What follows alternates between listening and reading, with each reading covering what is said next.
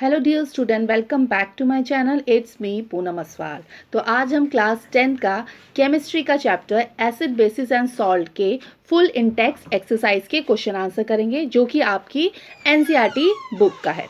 तो चलिए देखते हैं। और ये पार्ट 2 वीडियो है, क्योंकि इससे पहले मेरे एसिड बेसिस एंड सॉल्ट की जो पार्ट 1 वीडियो थी वो अपलोड हो चुकी है। आप उसको प्लेलिस्ट में जाके देख सकते हैं। तो ये सेट 1 है, पेज नंबर 18 का एनसीईआरटी बुक का। इसका जो फर्स्ट क्वेश्चन है वो है, you have been provided with 3 test tubes. One of them contain distilled water and the other 2 contain in acidic solution and a basic solution respectively. If you are given only red litmus paper, how will you identify the content of each test tube? Question का मतलब है कि आपके पास ना 3 test tube है और इन तीनों में से किसी एक में डिस्टिल वाटर है और एक में एसिडिक है और एक में बेसिक सॉल्यूशन है। तो क्वेश्चन ये है कि अगर आपके पास रेड लिटमस यानी लाल रंग का लिटमस दिया जाए आपको, तो आप कैसे बताएंगे कि इन तीनों टेस्ट ट्यूब में कौन सा न्यूट्रल नेचुरल को शो करेगा, कौन सा बेसिक नेचुरल को शो करेगा और कौन सा एसिडिक नेचर को शो करेगा? हमें ये बताना है। तो आंसर क्या है? आंसर क्या है? फर्स्ट तो ये कि पहले तो आपके पास 3 टेस्ट ट्यूब होंगी, फर्स्ट, सेकंड, थर्ड। ठीक है, इन तीनों टेस्ट ट्यूब पे हम सॉल्यूशन डालेंगे और तब देखेंगे। तो पहले में हम क्या करेंगे, dip the litmus paper turn by turn the 3 test tube. पहले हम रेड यानी लाल रंग का रेड लिटमस पेपर की स्ट्रिप किस में डालेंगे? टेस्ट ट्यूब में डालेंगे। ठीक है, सेकंड में क्या करेंगे, the solution which turns red litmus paper two blue is a base solution. अगर वो रेड कलर का जो लिटमस पेपर है उस रेड कलर से वो ब्लू हो जाता है, तो उसमें कौन सा सॉल्यूशन है? उसमें है बेस सॉल्यूशन है। ठीक है, थर्ड क्या स्टेप क्या है, now put this blue litmus colour paper to other test tube.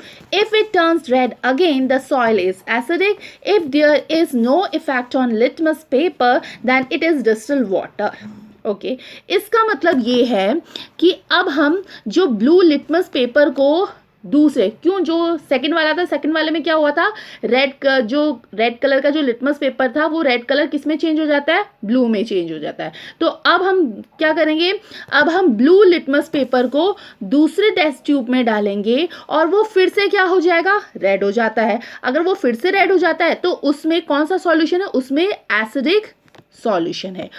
और अगर उस ब्लू लिटमस पेपर में कोई भी इफेक्ट नहीं आएगा तो उसमें क्या है? उसमें डिस्टिल्ड वाटर है।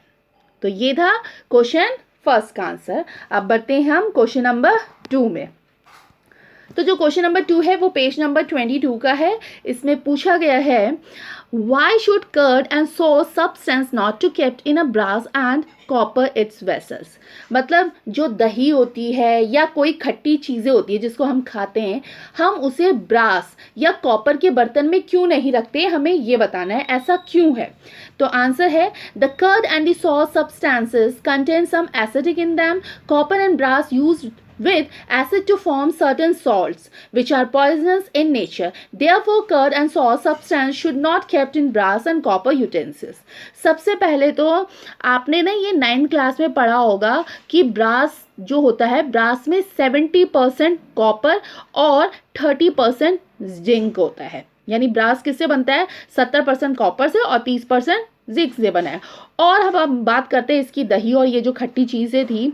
और खट्टी चीज़ें क्या होती है? एसिडिक नेचर की होती है, चाहे उसे हम कर्ड बोले। अब जैसे कर्ड में क्या होता है? कर्ड में लैक्टिक एसिड होता है और खट्टी चीज़ों में भी एसिडिक नेचर होता है। ब्रास और कॉपर रिएक्टिव मेटल होता है। ठीक है, और अगर हम रिएक्टिव मेटल में खट्टी चीज़ें डालेंगे तो वो क्या बन जाएगा? वो पॉइजनस बन जाएगा, जहर बन जाएगा, जिसे हम क्या कर सकते हैं? जिसे हम कंज्यूम नहीं कर पाते। इसीलिए हम उसको ब्रास या कॉपर के बर्तन में नहीं डालते हैं। ओके, तो ये था पेज नंबर 22 का क्वेश्चन। अब बढ़ते हैं हम नेक्स्ट क्वेश्चन में, जिसमें क्या पूछा गया है? जिसमें पूछा गया है, which gas is liberated when acid react with metal?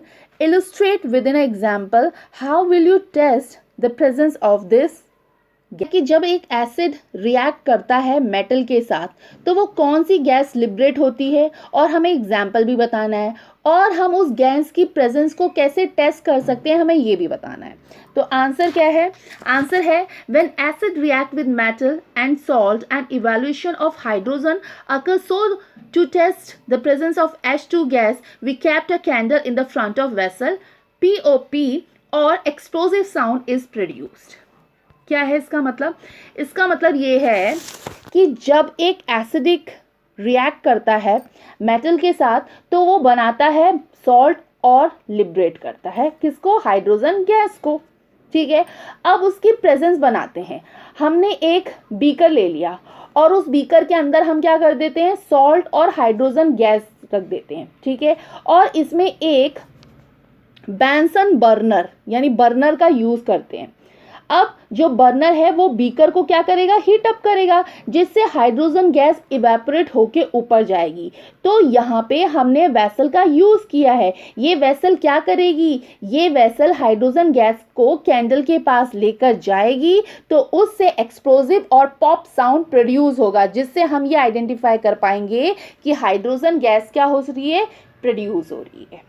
ठीक है, ये था इसका आंसर। अब बढ़ते हैं हम नेक्स्ट क्वेश्चन में, जो कि क्वेश्चन नंबर 3 है, और इसको पढ़ते हैं हम। क्वेश्चन में पूछा गया है metal compound A react with dilute hydrochloric acid to produce effervescence, the gas evolve extinguish a burning candle, write a balanced chemical equation for a reaction if one of the compounds formed is a calcium chloride। ठीक है, तो question का मतलब है, पहले तो हमें एक मेटल कंपाउंड है जिसका नाम ए है, तो हमें क्या बताना है? उस कंपाउंड का नाम भी बताना है, यानी मेटल कंपाउंड का नाम बताना है जिसको क्वेश्चन में ए नाम दिया गया है। जब वो डाइल्यूट HCl के साथ रिएक्ट करता है तो वो एफरवेसेंस बनाता है, मतलब एक तरह का झाग बनाता है। अब ये गैस जो निकल रही है वो आग बुझाने के काम आती है। एक जलती हुई कैंडल को उन्होंने बुझा भी दिया। तो आप एक रिएक्शन लिखोगे जब कंपाउंड बन रहा है कैल्शियम क्लोराइड का। ठीक है, तो आंसर क्या है? As the end product is calcium chloride and the gas formed is carbon dioxide, the metal compound must be calcium carbonate. Therefore, the reaction between calcium carbonate and hydrochloric acid. तो वो जो metal है जिसको question में A लिखा गया है वो मेटल क्या है? CaCO3। This is a metal A compound calcium carbonate. और जो उसका क्या लिखना था? रिएक्शन लिखना था। वो रिएक्शन ये है CaCO3 plus 2HCl form CaCl2 plus CO2 plus H2O, यानी calcium carbonate plus 2HCl forms calcium chloride plus carbon dioxide और प्लस वाटर। तो ये उसकी रिएक्शन है। अब बढ़ते हैं हम नेक्स्ट क्वेश्चन में, जो कि है पेज नंबर 25 का first question. Why do HCl, HNO3, etc. show acidic characters in aqueous solution, while solution of compounds like alcohols and glucose do not show acidic character? तो क्वेश्चन का क्या मतलब है कि जो अल्कोहल, ग्लूकोज एसिडिक नेचर को क्यों show नहीं करते, हमें ये बताना है। तो आंसर है this is because HCl and HNO3 etc. when dissolved in water dissociate complete to form H ions. HCl forms H ions form. But on the other hand, compound like alcohols and glucose do not, sorry do not के आगे इसमें typing हो रखा है show acidic character, sorry इसके आगे और line है, आप उसको लिख सकते हैं। ये जो लिखा है ना ग्लूकोज डू नॉट, तो डू नॉट के आगे जो लाइन है वो मैं बोल रही हूँ, आप उसको प्लीज़ लिख लीजिए, इसके लिए मैं सॉरी बोलती हूँ। तो do not able to dissociate, no formation of H positive ions as a result of which alcohols and glucose do not show acidic character। मैं फिर से रिपीट करती हूँ, ग्लूकोज के बाद जो आप लिखोगे वो लिखोगे do not able to dissociate, no formation of H positive ions as a result of which alcohols and glucose do not show acidic character। मतलब देखते हैं हम इस आंसर का।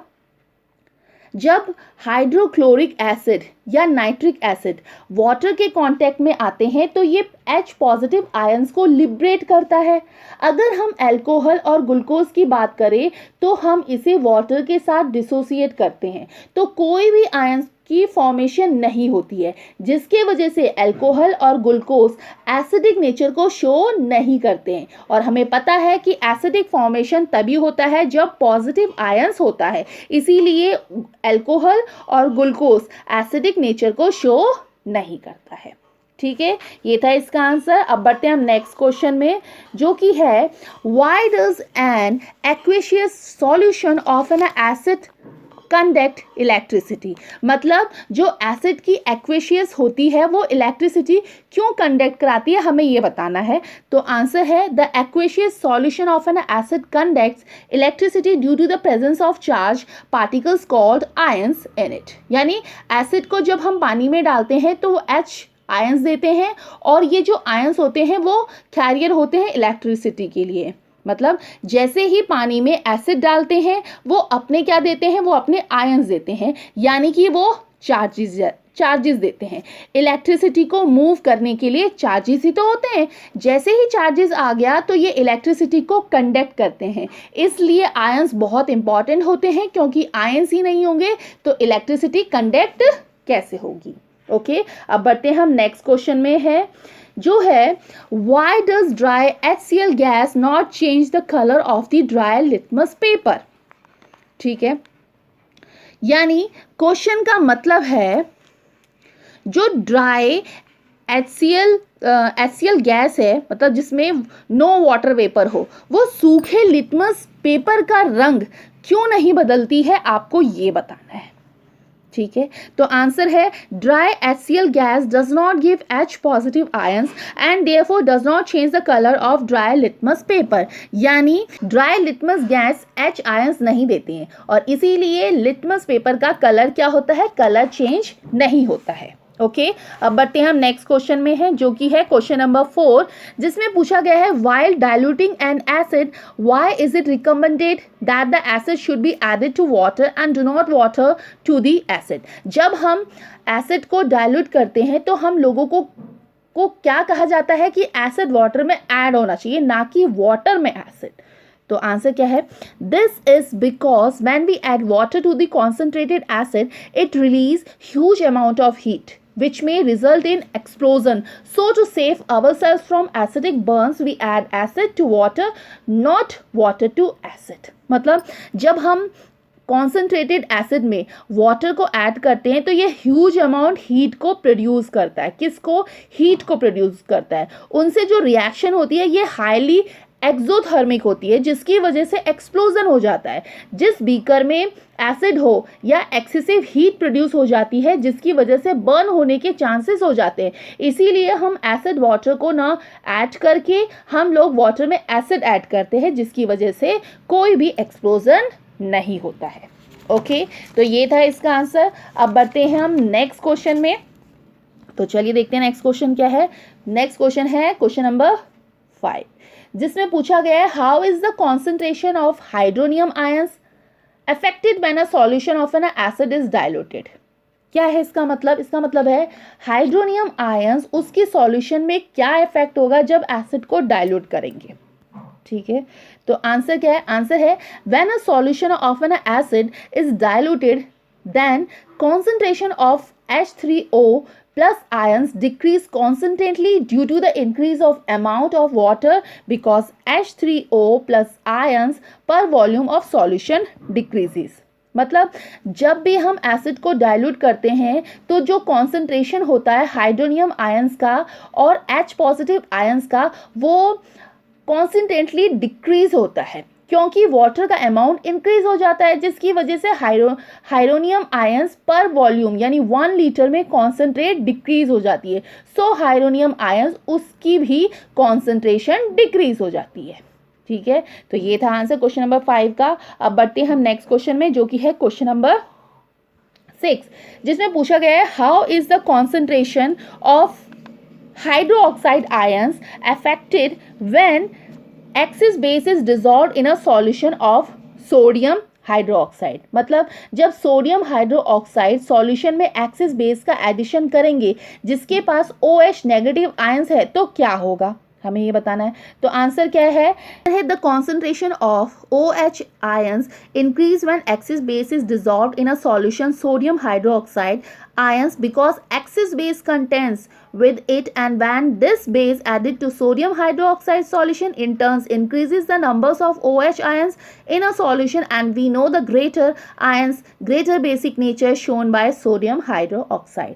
मतलब जब भी हम सॉल्यूशन में OH ions को इंक्रीज करते हैं उसका बेसिक नेचर इंक्रीज होगा। हमारे पास पहले से ही सोडियम हाइड्रोक्साइड बेसिक सॉल्यूशन है। जब हम हाइड्रोक्साइड आयंस को ऐड करेंगे तो हमारे पास जो नंबर ऑफ OH आयंस का इंक्रीमेंट होगा, जिसकी वजह से OH आयंस का कॉन्सेंट्रेशन पर वॉल्यूम लीटर इंक्रीज होगा। तो ये सोडियम हाइड्रोक्लोराइड होगा और ज़्यादा बेसिक नेचर को शो करेगा। तो ये था क्वेश्चन नंबर 6 का आंसर। अब बढ़ते हैं हम नेक्स्ट क्वेश्चन में, ठीक है। तो जो नेक्स्ट क्वेश्चन है वो है पेज नंबर 33 का, और इसका फर्स्ट क्वेश्चन है you have two solution A and B, the pH of a solution A is 6 and pH of a solution B is 8, which solution has more hydrogen ions concentration, which of this is acidic and which one is basic? A pH value of less than 7 indicate an acidic solution, while greater than 7 indicate a basic solution. Since solution A has more hydrogen ions, concentration solution A is acidic and solution B is basic. यानी A का pH value 6 है, मतलब 7 से less than है, इसीलिए ये acidic होगा, और B का pH वैल्यू 8 है जो कि 7 से ज़्यादा है, तो ये बेसिक होगा। और सॉल्यूशन A से ज़्यादा है तो वो हाइड्रोजन आयंस कॉन्सेंट्रेशन होगा। तो ये है क्वेश्चन 1 का आंसर। अब बढ़ते हैं हम क्वेश्चन नंबर 2 में, जिसमें पूछा गया है what effect does the concentration of H ions have on the nature of the solution. मतलब H आयंस की कॉन्सेंट्रेशन का नेचर पर क्या प्रभाव पड़ता है, आपको ये बताना है। तो आंसर है more the concentration of H positive ions higher the acidic nature of the solution. जैसे जैसे हाइड्रोजन आयंस की कॉन्सेंट्रेशन बढ़ती जाती है वो और अधिक यानी ज़्यादा से ज़्यादा एसिडिक नेचर को शो करता जाता है, यानी होता जाता है। ओके, ये था क्वेश्चन नंबर 2 का आंसर। बढ़ते हैं हम नेक्स्ट क्वेश्चन में, जो कि है क्वेश्चन नंबर 3, जिसमें पूछा गया है do basic solution also have H positive ions, if yes then why are this basic. Question का मतलब है क्या H आयंस होते हैं, अगर हाँ तो ये बेसिक क्यों होते हैं, आपको ये बताना है। आंसर है yes, basic solution also have H positive ions in it, but the amount of H positive ions is very less as compare to the amount of OH ions यानी नेगेटिव।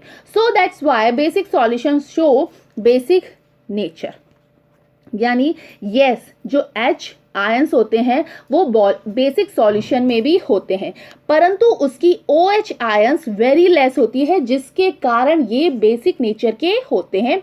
मतलब जो H पॉजिटिव आयंस है वो amount में कम होता है, जिसकी वजह से बेसिक सॉल्यूशन है वो बेसिक नेचर को क्या करते हैं, शो करते हैं। तो ये था क्वेश्चन नंबर 3 का आंसर। अब बढ़ते हैं हम नेक्स्ट क्वेश्चन में, जो कि है question number 4। Under what condition do you think a farmer treat the soil of his field with quick lime और slake lime of calcium carbonate. Question का मतलब है जो क्विक लाइम, स्लेक लाइम और कैल्शियम कार्बोनेट होता है ये basic nature को शो करते हैं। तो फार्मर मतलब किसान किस कंडीशन में इन सारे सब्सटेंस को सॉइल में ऐड करेगा, मतलब फार्मर किन कंडीशन में बेसिक नेचर और किन सॉइल में बेसिक सब्सटेंस को ऐड करेगा, हमें ये बताना है। तो आंसर है द केमिकल सब्सटेंस CaOH या CaOH2 and CaCO3 show basic nature. If the soil is acidic in nature, then such field is treated with them.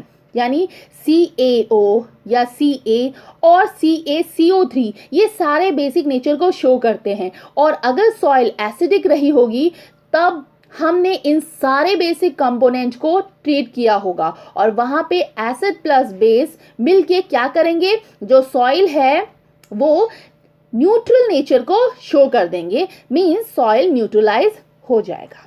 तो ये था फोर्थ का आंसर। अब बढ़ते हैं हम नेक्स्ट में, जो कि है सेट नंबर 5 और पेज नंबर 33 का क्वेश्चन, जो कि है first question, what is the common name of compound CaOCl2?